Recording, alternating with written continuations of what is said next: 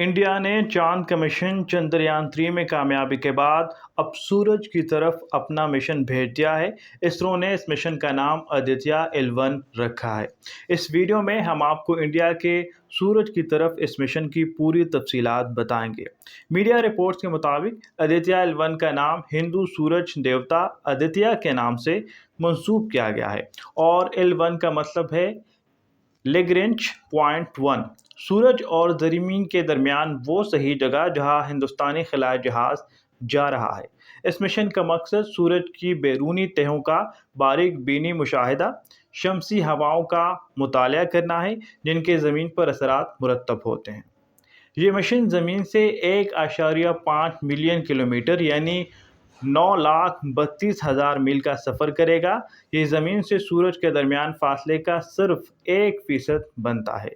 खलाई agency ISRO का कहना है कि उसे इतना सफ़र तय करने में 4 माह लगेंगे। आदित्य इसरो के डिज़ाइन करदा 320 टन वज़नी PSLV रॉकेट की मदद से सफ़र कर रहा है। ये रॉकेट इंडियन खलाई प्रोग्राम का बुनियादी हिस्सा रहा है, जिसके तहत इससे कबल चांद और मरीख पर मिशन भेजे गए। इंडियन मिशन का मकसद सूरज की बालाई फ़ज़ा में मौजूद ज़र्रात की तस्वीर कशी और पैमाइश के ज़रिए कई दीगर शमसी मुज़ाहरे की हरकियात पर भी रोशनी डालना है। इस खलाई मिशन की कामयाबी की सूरत में इंडियन स्पेस रिसर्च ऑर्गेनाइजेशन यानी इसरो का ताज़ा तरीन मिशन किसी भी एशियाई मुल्क का पहला मिशन होगा जो शमसी मदार में भेजा गया है।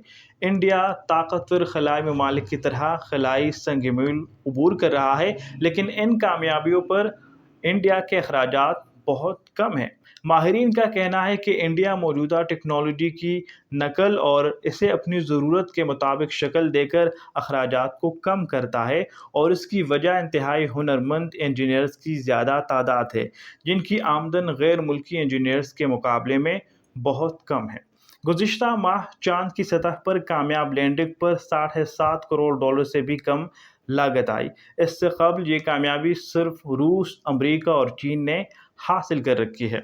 इंडिया अगले साल तक ज़मीन के मदार में अमले पर मुश्तमिल 3 रोज़ा मिशन लॉन्च करने वाला है। वो जापान के साथ मिलकर 2025 तक चांद पर एक और तहकीकी मिशन भेजने और अगले 2 साल में सियारा ज़ोहरा के मदार में मिशन भेजने का भी इरादा रखता है।